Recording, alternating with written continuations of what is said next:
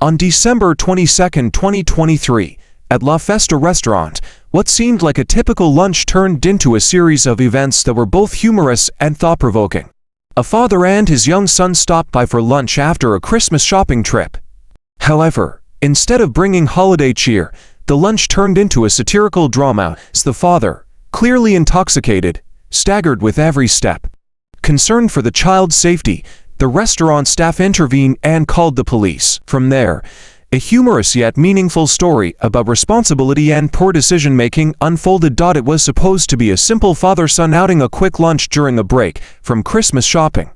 But as the saying goes, bad decisions make great stories. At LaFesta, a family-friendly restaurant buzzing with the sounds of Christmas carols and the scent of freshly baked pies, the atmosphere was filled with the holiday spirit. Twinkling lights and colorful garlands adorned the space, but the staff's attention was drawn away from the decorations to one particular customer. A man, clearly out of sync with the festive cheer, swayed in his seat, his movements erratic and uncoordinated like a marionette whose strings had been tangled. This was a father out for a simple lunch with his young son, but it was apparent he had indulged far too much in the holiday spirits. His face was flushed a bright shade of red, not from the excitement of Christmas, but from a few too many drinks. His disheveled hair was matted at the back, likely from nervously running his hands through it, while his attempts at speaking were punctuated with exaggerated hand gestures that only served to emphasize his lack of control. He was a man who had clearly lost track of his boundaries and his bounds. It all started innocently enough. The father looked at his son with a warm, if not slightly blurry, smile.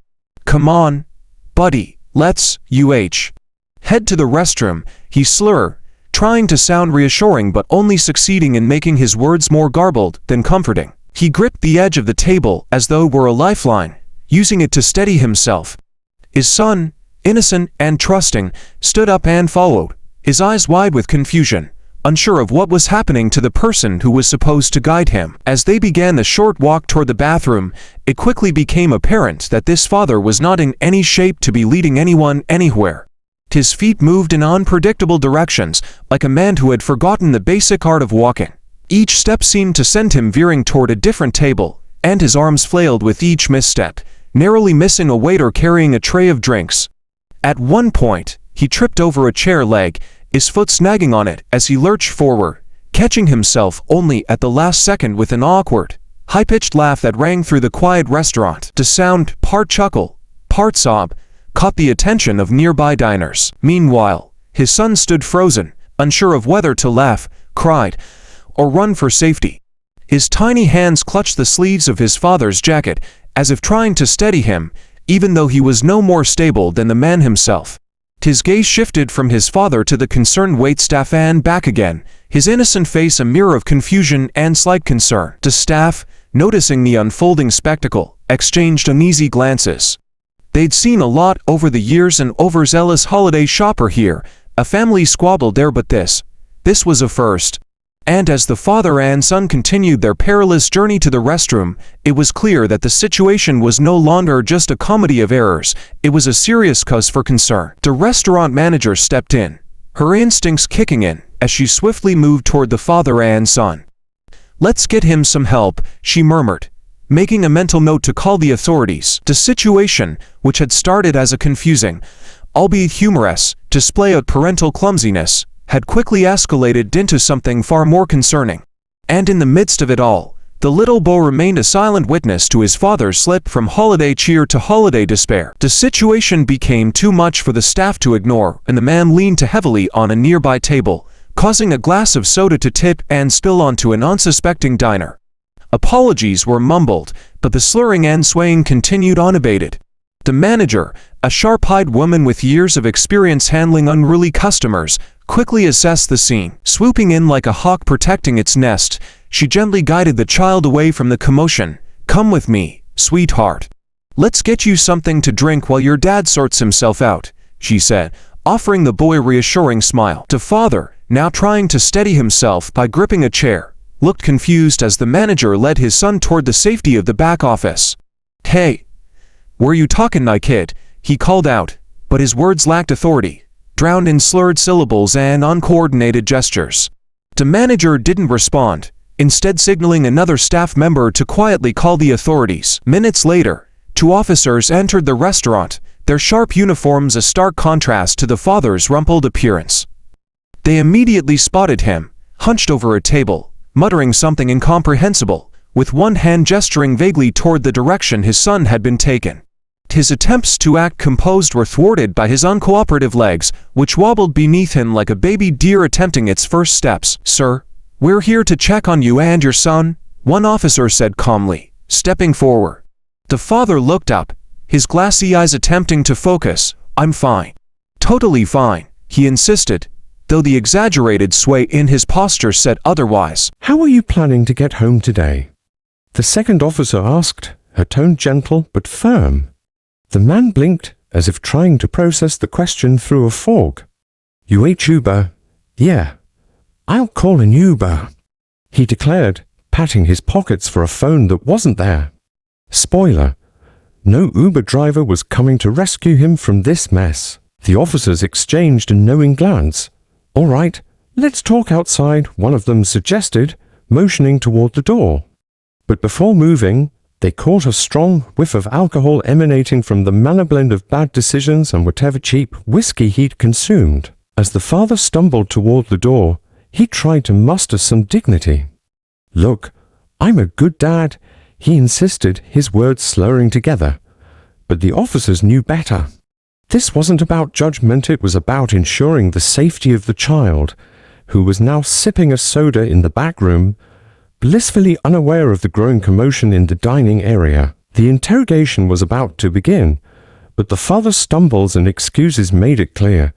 This wasn't just a bad day, it was a monumental lapse in judgment, one that would soon require far more than just apologies. The father, now seated at a table with an officer crouched beside him, exuded the defensive confidence of someone who knows they're guilty, but hopes a flimsy excuse might buy some sympathy. His rumpled shirt and flushed cheeks were betraying any attempt at composure. Listen," he began, waving a hand as if to brush away the seriousness of the situation. "I wasn't served here, okay? I'm not that guy." The officer, maintaining a professional calm, asked, "Where, then? Did you have those drinks?" The man hesitated, his gaze wandering around the restaurant as if the answer might appear on the menu board. "I don't remember exactly," he admitted with a sheepish shrug, followed quickly by an attempt at humor. "Somewhere festive, I guess. You know, it's Christmas." His laugh was short and nervous, the kind that fizzled under the weight of reality. As the officer continued to probe, it became evident that the father's memory was as blurry as his vision. He struggled to recall how long he had been at the restaurant or even how he had gotten there.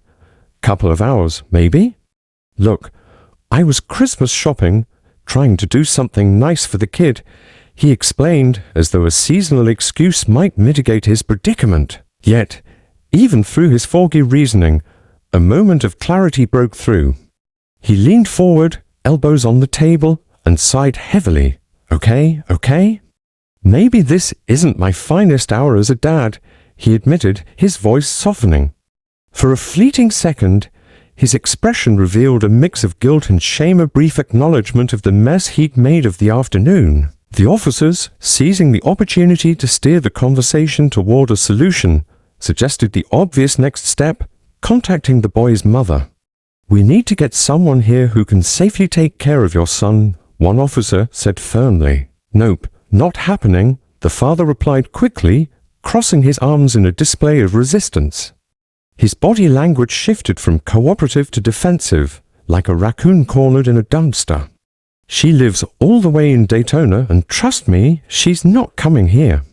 Long drive, bad traffic ain't gonna happen." The officers exchanged a glance, silently acknowledging that this would not be easy. "Sir," one officer replied evenly, "your son's safety is our priority. If she's his mother, she's the best person to come and get him right now." The father huffed, rolling his eyes with the exaggerated flair of a teenager caught sneaking out past curfew. "Fine," he grumbled, slumping back into his chair. "But don't say I didn't warn you." His tone was petulant, his reluctance reminiscent of a toddler denied candy at the checkout line. As the officers pressed for a phone number, he reluctantly fished his phone from his pocket, fumbling with the screen before shoving it toward them. "Here," he muttered, his voice tinged with resentment. "Good luck convincing her." Despite his outward resistance, it was clear the father was beginning to understand the gravity of the situation. His protests grew quieter as the officers dialed the number, his gaze dropping to the floor. Whether out of exhaustion, guilt, or a mix of both, his defiance began to waver, though his stubborn pride clung to him like the lingering scent of whiskey. The tension reached its peak when the father, perhaps emboldened by frustration or sheer bravado, decided to assert himself in the worst way possible. Staggering to his feet, he jabbed a finger toward one of the officers. "I don't need this," he slurred, his voice raising enough to draw the attention of nearly every diner in the restaurant. The officer, maintaining a calm demeanor, raised a hand. "Sir, sit down. We're trying to help you and your son." But instead of compliance, the father took an unsteady step forward and clumsily shoved the officer's shoulder. It wasn't a hard shove, more like a weak push fueled by misplaced anger and bad balance, but it was enough to cross the line. "Big mistake," the officer said, his tone sharp yet measured. In a flash, the situation escalated. With the precision of someone who had clearly handled far worse, the officer expertly restrained the father, guiding him to the ground in a maneuver that resembled something out of a WWE highlight reel. Chairs screeched across the floor as startled diners moved to clear the area, some whispering to each other while others filmed the scene on their phones. Pinned to the ground, the father flailed in protest, his words slurred and unintelligible. "Where's my kid? You don't understand," he bellowed, though the weight of the situation seemed to finally be sinking in. Another officer leaned down to secure his hands in cuffs, muttering under his breath, "This is why we can't have nice things." The restaurant fell quiet except for the muffled jingles of the overhead holiday music. One particularly brave diner whispered, "Well, that escalated quickly," drawing nervous laughter from nearby tables. As the chaos settled, the boy's mother arrived, her hurried steps echoing through the now quiet restaurant. She was dressed in casual clothes, her face a mix of embarrassment, worry, and relief. The moment her son saw her, his eyes lit up. "Mommy's here," he exclaimed, running into her open arms. The officer escorting the boy couldn't help but smile at the reunion. "You're a saint," he said, handing the boy over with a reassuring nod. The mother, however, didn't waste time on pleasantries. She shot a glare toward the commotion outside the restaurant where her ex-partner was being escorted to the police car. "What on earth was he thinking?" she muttered, shaking her head. As the officers reassured her that the child was safe and unharmed, the father, now cuffed and standing by the patrol car, shouted something barely coherent about second chances and this being a misunderstanding. His words were met with a mix of exasperation and pity from those still watching. Now seated in the back of the squad car, the father's fiery defiance began to dissolve. The weight of his actions settled on him like a heavy blanket. He slumped against the seat, his eyes glassy but filled with remorse. "I've been sober for 26 days, he mumbled, half to himself and half to the officers. "This was just just one bad slip-up, I swear." The officer in the driver's seat glanced back, his face a mixture of sympathy and resolve. "We get it, sir. Everyone has struggles. But you put your son in harm's way today. That's not something we can overlook." The father's words spilled out in a rambling plea. He detailed his recent stint in rehab, the pressures of trying to rebuild his life, and how this slip-up wasn't who he truly was. "I was trying to make Christmas special for him, you know. Bought him gifts, took him out. I made a stupid mistake," he said, his voice cracking. The officer sighed, his professionalism unshaken. "We've heard it before, and we understand. But right now, your son's safety comes first. Regret doesn't undo what happened today." As the patrol car pulled away, the father leaned his head back against the seat, eyes closing in silent reflection. It was a hard lesson learned, and one he wouldn't soon forget. As the squad car pulled away, the father sat in silence, his face a tapestry of conflicting emotions: regret, shame, and perhaps a touch of lingering defiance. He glanced out the window, the flashing lights of the patrol car reflecting faintly in his eyes. It was a sobering moment in every sense of the word. Inside the restaurant, the officers lingered a while longer, ensuring that the mother and child were safe and calm. The mother, now seated at a table with her son, rubbed her temples as she spoke quietly with an officer, her voice tinged with a mix of exasperation and gratitude. "Thank you," she said softly, her eyes darting toward her son, who was obliviously enjoying a bag of chips the staff had given him as a distraction. The boy, blissfully unaware of the magnitude of the day's events, crunched happily on his snack, swinging his legs under the chair. "Mommy, can we get ice cream now?" he asked innocently, his bright eyes shining with anticipation. The mother forced a smile, her weariness momentarily softening. "Maybe, sweetheart. We'll see," she replied, brushing a hand over his hair. Meanwhile, one of the officers, standing by the door, exchanged a glance with his partner. "Kids are resilient," he murmured, watching the boy with a faint smile. His partner nodded. "Yeah. Let's hope the dad figures it out before it's too late." As the officers prepared to leave, the restaurant staff offered quiet nods of appreciation. "Thanks for handling that," the manager said, his voice low.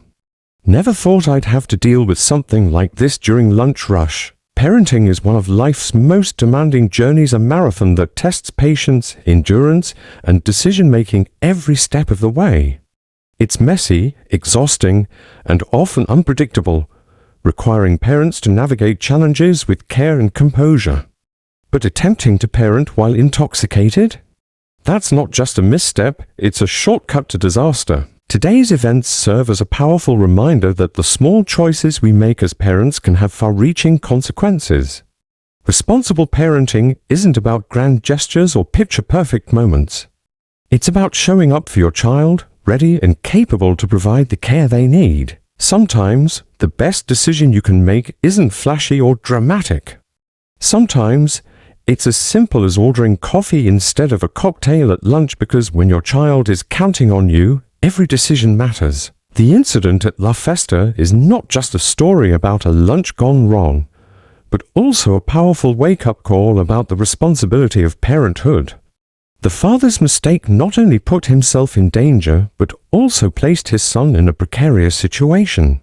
While the child remained blissfully unaware, laughing and playing, the adults had to face the consequences of thoughtless actions. The lesson here is that parenting doesn't need to be perfect, but the safety and happiness of our children must always come first.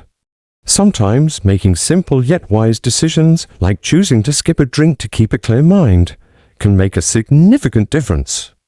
Parenting is not just about providing for your child, but also about setting an example, as every action a parent takes leaves an imprint on their child's life.